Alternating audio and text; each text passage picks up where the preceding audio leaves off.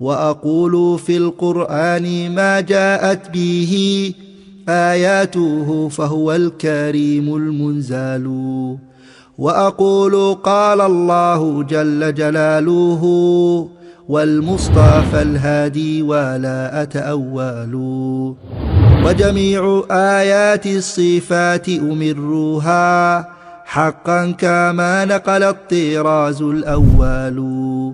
وأرد عهد. والثاني وهو ما سكت من آخره من بعد التابعي هو المرسل، وصورته أن يقول التابعي سواء كان كبيرا أو صغيرا قال رسول الله صلى الله عليه وسلم كذا أو فعل كذا أو فعل بحضرته كذا أو نحو ذلك. وإنما ذكر في قسم المردود للجهل بحال المحذوف لأنه يحتمل أن يكون صحابيا ويحتمل أن يكون تابعيا، وعلى الثاني يحتمل أن يكون ضعيفا ويحتمل أن يكون ثقة، وعلى الثاني يحتمل أن يكون حمل عن صحابي ويحتمل أن يكون حمل عن تابعي آخر، وعلى الثاني فيعود الاحتمال السابق ويتعدد. أما بالتجويز العقلي فإلى ما لا نهاية له، وأما بالاستقراء فإلى 6 أو 7، وهو أكثر ما وجد من رواية بعض التابعين عن بعض. فإن عرف من عادة التابعي أنه لا يرسل إلا عن ثقة فذهب جمهور المحدثين إلى التوقف لبقاء الاحتمال، وهو أحد قولي أحمد. والثانی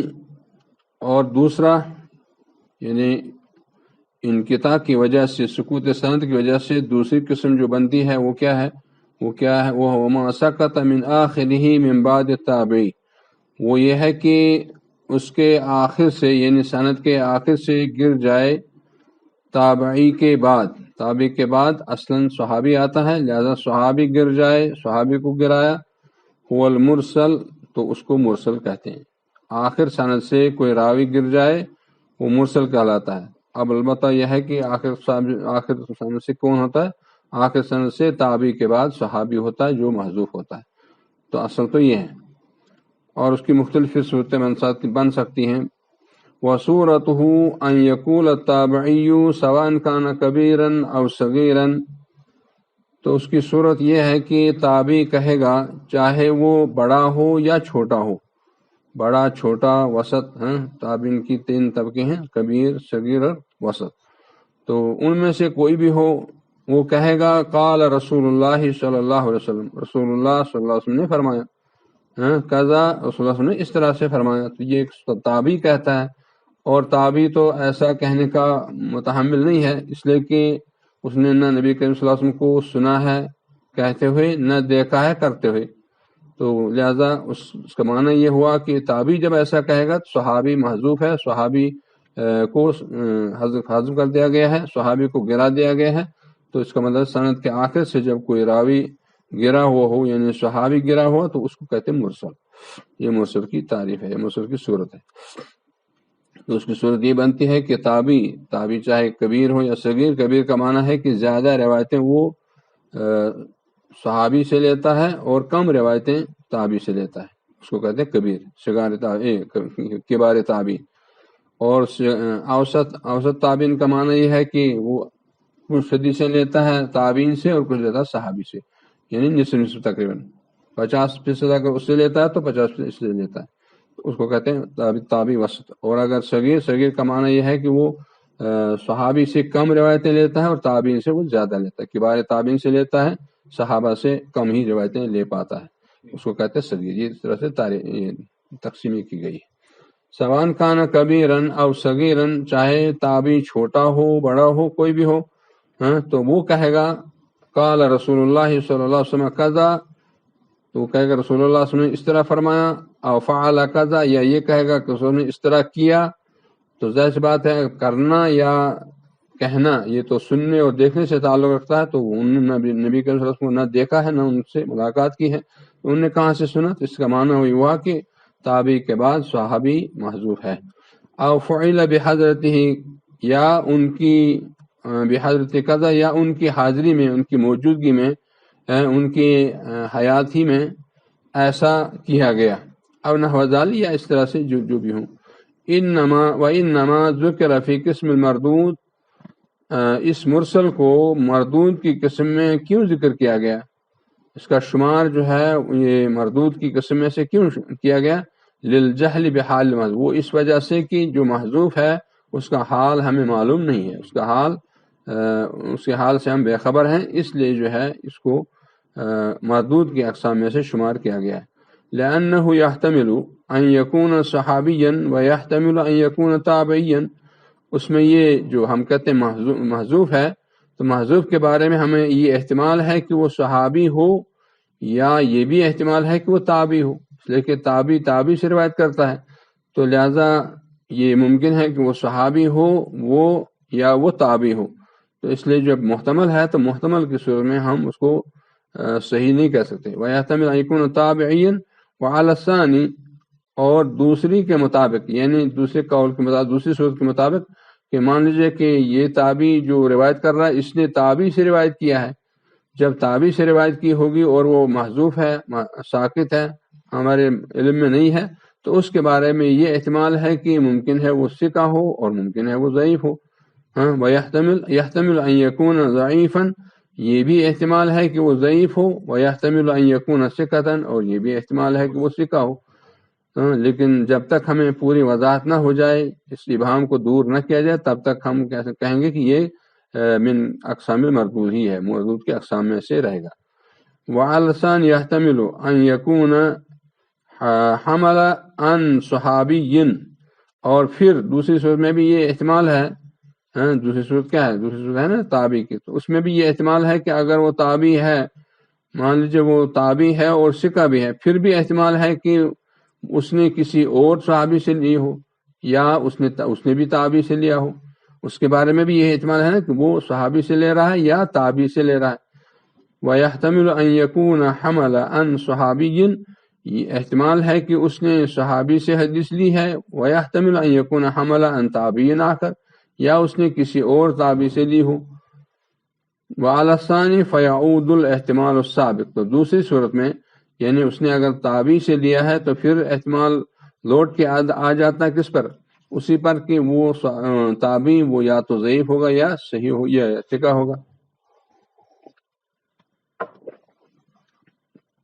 وعلی الثانی فیعود الاحتمال السابق، احتمال سابق یعنی جو گزر چکا ہے احتمال، وہی احتمال پھر واپس آ جائے گا۔ ویتعدد، اور یہ متعدد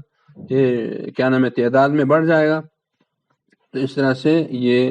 اس احتمال کی وجہ سے کہ اگر اس نے تابعی سے حدیث لی ہے تو تابعی ممکن ہے کہ وہ ثقہ ہو یا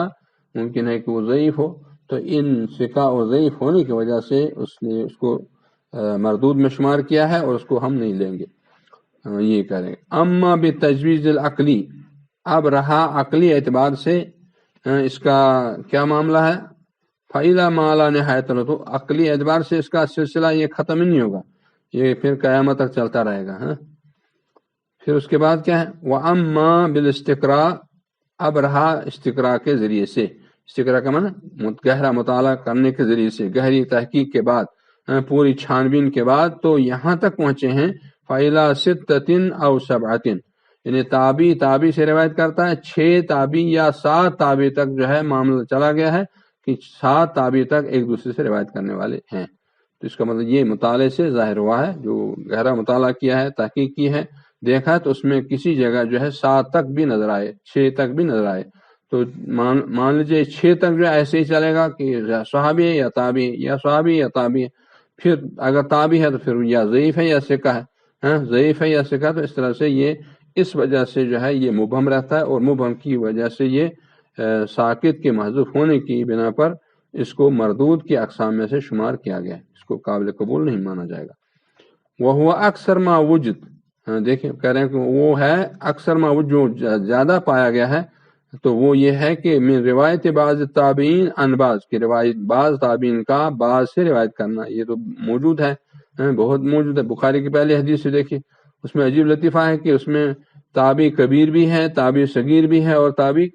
وسط بھی ہے، تینوں ہے، اور تینوں ایک دوسرے سے روایت کرتے ہیں۔ تابعی صغیر روایت کرتا ہے وسط سے، وسط روایت کرتا ہے پھر تابعی کبیر سے، اور تابعی کبیر پھر آگے چل کر کے صحابی سے روایت کرتا ہے، اور ہیں اکیلے ہیں، یہ بھی اس میں لطائف۔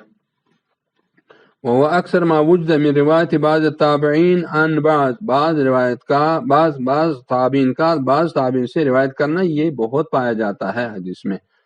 دو تین چار یہ اس طرح سے ہے۔ وَإِنْ عُرِفَ مِنْ عَادَةِ التَّابِعِي، اگر تابعی کی عادت سے جانا گیا کہ انہو لا یرسل الا عن ثقہ، وہ ارسال نہیں کرتا ہے مگر ثقہ سے، یعنی یہ معروف ہے کہ یہ آدمی جب بھی مرسل روایت کرتا ہے، اس کے بعد جب تحقیق کرتے ہیں، تحقیق میں پتہ چلتا ہے کہ اس نے روایت جو کی ہے وہ ثقہ تابعی سے روایت کی ہے، اس نے ضعیف تابعی سے روایت نہیں کی، تو کیا اس کو ہم لیں گے؟ ایسی صورت میں اس آدمی کی روایت کو لیں گے؟ تو کہتے ہیں فذهب جمہور المحدثین الی التوقف لبقاء الاحتمال، تو جمہور محدثین توقفی کی طرف گئے ہیں، یعنی وہ کہتے ہیں نہیں ابھی نہیں، اب اس کو نہیں لیں گے، فی الحال توقف کریں گے، مزید تحقیق کریں گے، مزید تحقیق کے بعد کچھ کیا نام ہے شواہد مطابعات وغیرہ مل جائیں گے، تب جا قرائن مل جائیں گے، تب ہوگا۔ توقف لبقاء الاحتمال، احتمال کے بقا کی وجہ سے، احتمال ہے ہو سکتا ہے وہ کوئی نہ کوئی ضعیف نکل آئے ہیں اس طرح سے، تو یہ چیز ہے۔ وہ احد قول احمد، اور یہ امام احمد بن حنبل رحمہ اللہ کے دو قول میں سے ایک قول ہے، اس بارے میں ان کے دو قول ہیں، دو قول میں سے ایک قول یہی ہے کہ توقف کریں گے، یعنی ابھی جو اس کو نہیں لیں گے، توقف کریں گے، مزید قرائن ڈھونڈیں گے، قرائن جب مل جائیں گے وہ بتائیں گے ہمیں قرائن کس طرف ہمیں جانا ہے، تو یہ ہے۔ وثانیہما، اور دوسری صورت یعنی اس کی مرسل کی دوسری صورت کیا بنتی ہے؟ وہ قول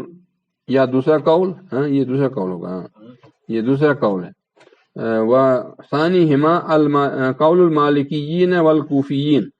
وہ دوسرا قول ہے مالکین کا اور کوفیین کا۔ امام مالک کے جو کیا نام ہے متبعین ہیں اور یا کوفی حضرات ہیں، وہ کیا کرتے ہیں یقبل مطلقاً، وہ کہتے ہیں اس کو مطلقاً قبول کیا جائے گا، یعنی اگر یہ معلوم ہو جائے کہ یہ راوی ثقہ سے روایت کرتا ہے، ثقہ سے روایت کر کے ہی مرسل روایت کرتا ہے، ایسی صورت میں اس کو مطلقاً قبول کیا جائے گا، تو انہوں نے کہا کہ یہ مطلقاً قبول کیا جائے گا۔ وقال الشافعی رضی اللہ عنہ، شافعی کو رضی اللہ عنہ، اور ان کو چھوڑ دیں گے تو مشکل ہو جائے گا۔ امام شافعی رحمہ اللہ نے کہا یقبل ان تجد بمجیئہ من وجہ آخر یباین الطرق الاولی مسندا کان او مرسلا لیترجح احتمال قول المحذوف ثقۃ فی نفس الامر۔ امام شافعی کہتے ہیں قبول کیا جائے گا اس صورت میں کہ اگر وہ دوسری سند سے آ جائے، اگر یہی مرسل روایت کسی دوسری سند سے آ جائے، دوسری روایت ہوگی، وہ بھی اگرچہ مرسل ہی ہے لیکن دوسری روایت ہے، یباین الطرق الاولی، جو پہلی سندوں کے بالکل الگ تھلگ ہے، جدا گانا ہے، اس کے مخالف ہے، مسندن کان او مرسل، چاہے وہ مسند ہو یا مرسل، یعنی اس کو چاہے متصلن روایت کیا گیا، مسلم مراد ہے سند کے ساتھ یعنی متصلن، یا مرسل روایت کیا گیا ہو، تو دوسری روایت چونکہ آ گئی ہے اس کی وجہ سے،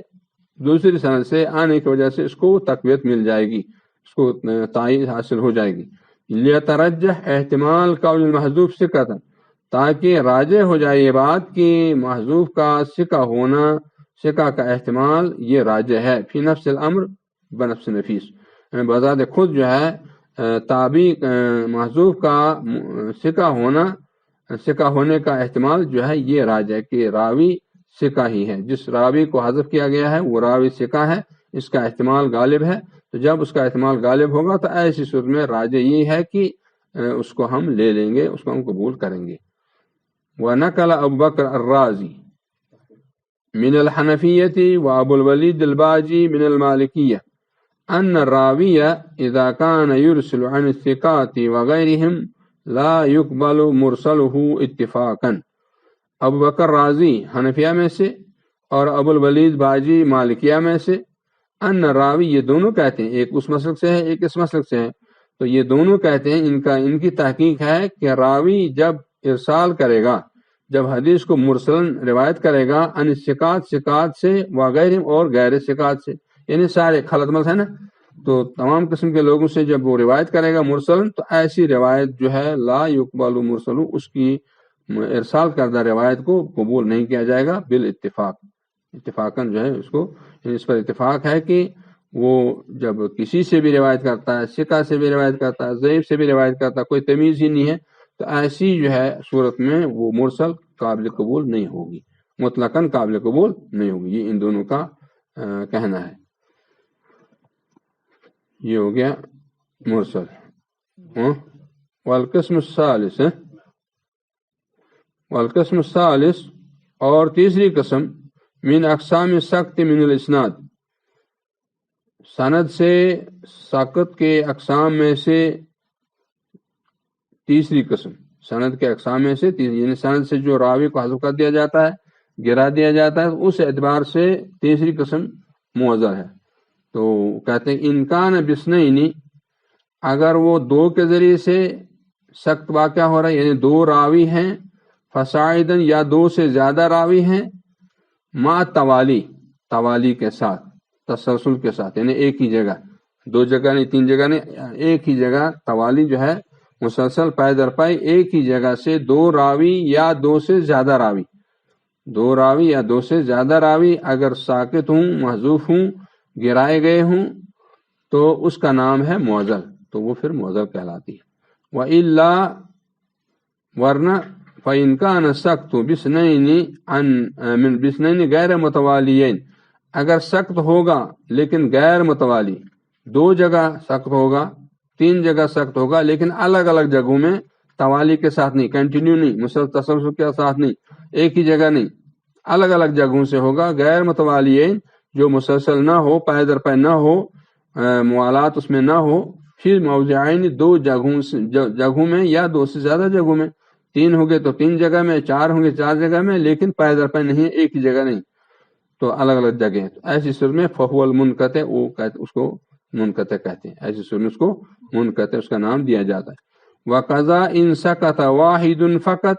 یا اسی طرح سے اگر ایک ہی راوی گر گیا، او اکثر یا ایک سے زیادہ، من اثنین، دو سے زیادہ، یا دو سے زیادہ، لیکن بشرط عدم طوال، لیکن اس میں شرط یہ ہے کہ وہ تسلسل اس میں نہیں ہے، پائے در پائے نہیں ہے، لگاتار نہیں ہے، وہ الگ الگ جگہوں سے ہے، تو یہ کیا نام ہے، اس طرح سے جو اس کو بھی منقطع کہیں گے، اس کو منقطع کہیں گے، یہ اوپر ہے نا بتایا پہلے منقطع اکثر من اثنین، لیکن بشرط عدم التوالی، ثم ان السقط من الاسناد قد يكون واضحا يحصل الاشتراك في معرفته ككون الراوي مثلا لم يعاصر من روى عنه، او يكون خفيا فلا يدركه الا الائمة الحذاق المطلعون على طرق الحديث والى الاسانید۔ کہتے ہیں کہ پھر اگر سخت سند سے جو سخت ہے واقع ہوا ہے، حذف واقع ہوا ہے، حذف جو ہے وہ کہاں سے ہے، وہ واضح ہوگا، کبھی کبھی جو ہے وہ کہاں ہے، یہ یحتمل یحصل الاشتراک فی معرفت، اس کی معرفت میں اشتراک حاصل ہے، اس کی معرفت میں اشتراک، یعنی اس کے جاننے میں اشتراک ہے، یعنی واضح جو ہے اس میں پتہ چلتا ہے کہ اس کے کہاں جو ہے کس جگہ حذف ہوا ہے، کیا ہوا، تو یہ واضح ہے۔ کا کون راوی، وہ وضاحت کیسے ہوگی، وہ ایسے وضاحت ہوگی کہ راوی کا ہونا مثلا لم یعاصر من روا عنہ، وہ اس طرح سے ہوتا ہے کہ راوی اپنے مروی عنہ یعنی اپنے شیخ سے روایت کر رہا ہے، لیکن ہمیں پتہ چل جائے گا کہ وہاں پر سخت واقع ہوا، کیوں، اس لیے کہ راوی نے مروی عنہ سے ملاقات نہیں کی، راوی نے مروی عنہ کا زمانہ پایا ہی نہیں، یا راوی جو ہے وہ ابھی بہت چھوٹا تھا کہ مروی عنہ کا انتقال ہو گیا، مثلا چھوٹا بچہ ہے، 2 سال کے اندر اندر ہے، اور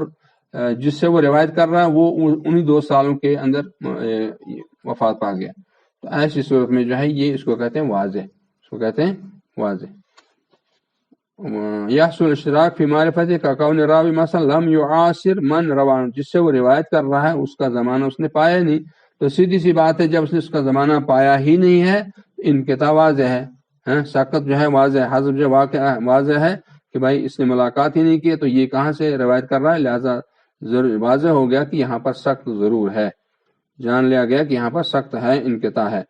او یکون خفیا، او یکون خفی، یا یہ کہ وہ پوشیدہ ہوگا،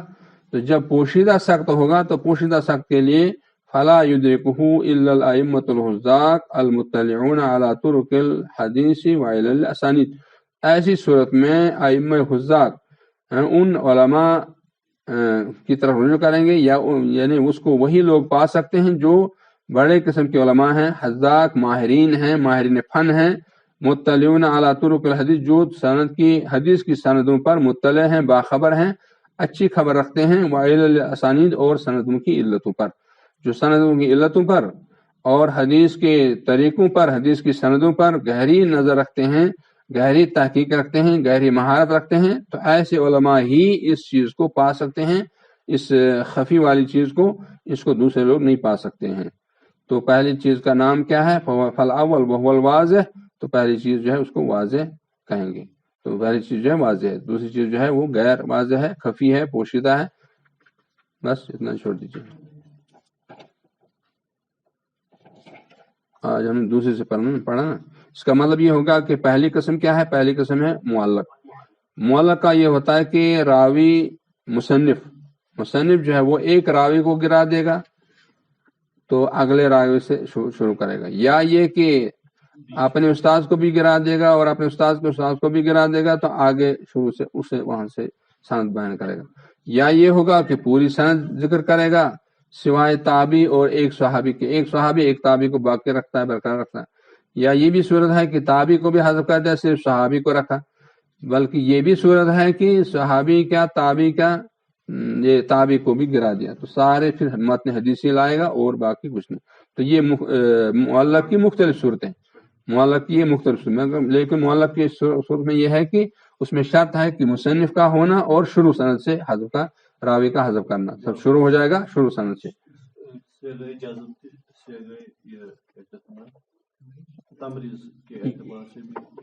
وہ تو دوسری بات ہے، اس میں بخاری معلقات تعلیقات صحیح ان کے بارے میں یہ ہو گیا معلق۔ تو معلق چونکہ ضعیف ہے اس لیے کہ یہ اس کا جو راوی اس نے حذف کر دیا ہے اس کے بارے میں ہمیں نہیں معلوم کہ وہ ثقہ ہے یا ضعیف ہے، اس وجہ سے جو ہے وہ معلق ضعیف کے اقسام میں سے ہے، معذوف کا حال معلوم نہیں ہے اس وجہ سے۔ دوسری قسم کیا آ گئی، دوسری قسم آ گئی اب آخر والی، یعنی آخر سند سے حذف، وہ ہو گیا مرسل۔ آخر سند سے حذف کریں گے، صحابی کو حذف کریں گے اور تابعی کہے گا رسول اللہ صلی اللہ علیہ وسلم نے ایسا فرمایا، رسول اللہ صلی اللہ علیہ وسلم نے ایسا کیا، ان کے زمانے میں ایسا کیا گیا، تو ظاہر سی بات ہے تابعی جو ہے اس نے نہ وہ زمانہ پایا ہے نہ رسول اللہ صلی اللہ علیہ وسلم سے ملاقات کی ہے، تو وہ کیسے کہے گا کہ رسول اللہ صلی اللہ علیہ وسلم نے ایسا فرمایا، اس نے جب سنا ہی نہیں ان سے، وہ کیسے کہے گا کہ رسول اللہ صلی اللہ علیہ وسلم نے کیا ہے، انہوں نے ان کو دیکھا ہی نہیں، تو ان کا زمانہ جب نہیں پایا ہے، اس کا مطلب یہ ہے کہ راوی کا حذف ہونا جو ہے اس وجہ سے ہم اس کو کہتے ہیں ضعیف۔ لیکن اس میں یہ ہے کہ ضعیف ہونے کے یہ مردود کے اقسام میں سے یہ وجہ ہے کہ جس تابعی نے جس راوی کو حذف کیا ہے اس میں احتمال ہے دو چیزوں کا، یا ممکن ہے کہ وہ صحابی ہو یا ممکن ہے کہ وہ تابعی ہو، اس لیے کہ تابعی سے روایت تو کرتا ہے، اس لیے وہاں پر محذوف کے بارے میں ہمیں یہ ابہام ہے، احتمال ہے کہ وہ تابعی ہوگا یا صحابی ہوگا۔ اگر تابعی ہوگا، تابعی کے بارے میں پھر آگے چل کر دو احتمالات کھڑے ہو جاتے ہیں کہ وہ تابعی ثقہ ہے یا ضعیف ہے۔ اگر ضعیف ہوگا تو پھر تو یہ سلسلہ جو ہے چلتا رہے گا اس میں مرسل میں تابعی کا معاملہ، اس لیے کہ تابعین کے بارے میں یہ ہے کہ جب ہم حدیث کی کتابوں میں غور کرتے ہیں، تحقیق کرتے ہیں، تو وہاں یہ بھی ہمیں مل گیا ہے کہ 7 اور 6 تابعی تک ایک دوسرے سے روایت کرنے والے ہیں، 2-3 تو عام ہے ہی، لیکن 6 تک 7 تک بھی گئے ہیں کہ کسی جگہ یہ ہوگا کہ 7 تابعی، یہ بھی تابعی، یہ بھی تابعی، یہ بھی تابعی، 7 گنتے ہیں، یہ ایک دوسرے سے روایت کرنے والے، تو ظاہر سی بات جب ایک دوسرے سے روایت کرنے والے اتنے ہیں تو اتنے لوگوں کے بارے میں احتمال برقرار ہے کہ ثقہ ہوگا یا ضعیف ہوگا، تو اس وجہ سے جو ہے ابہام ہے، احتمال ہے، ان احتمالات کی وجہ سے ہم مرسل کو ضعیف کے اقسام میں سے شمار کرتے ہیں۔ پھر آگے چل کر کے اور مرسل کے بارے میں اور بھی بحثیں ہیں، مالکی حضرات اور حنفی حضرات تو مرسل کو قبول کر لیتے ہیں، لیکن امام شافعی کہتے ہیں نہیں، اس کو ایسے قبول نہیں کرنا، قبول تو کر سکتے ہیں لیکن اس کے لیے کچھ شرائط ہیں۔ شرائط کیا ہیں کہ اگر وہ دوسری سند سے جو اس سند سے مختلف ہو، دوسری سند سے آ جائے اور مضمون وہی ہو، تو ایسی صورت میں اس کو ہم یہ کہیں گے کہ اس کو تقویت مل جاتی ہے، تائید مل جاتی ہے، اس صورت میں ہم قبول کر سکتے ہیں، لیکن شرط ہے۔ اسی طرح احمد بن حنبل کے بھی دو قول ہیں، دو قول میں سے ایک قول تو ان کے ساتھ ہے کہ کیا نام ہے اس کو قبول کر لیا جائے گا، اور دوسرا ہے کہ نہیں، قبول نہیں کیا جائے گا۔ تو اس طرح سے جو ہے مختلف، یہ مرسل کے بارے میں۔ مرسل کے بارے میں زیادہ بحث لمبی چوڑی ہے۔ ایک اور بھی ہے کہ مرسل روایت جو ہے وہ مالکین کی اصول میں سے جو مصادر ہیں، مصادر شرعی جس کو کہتے ہیں، مصادر شرعی میں مالکی حضرات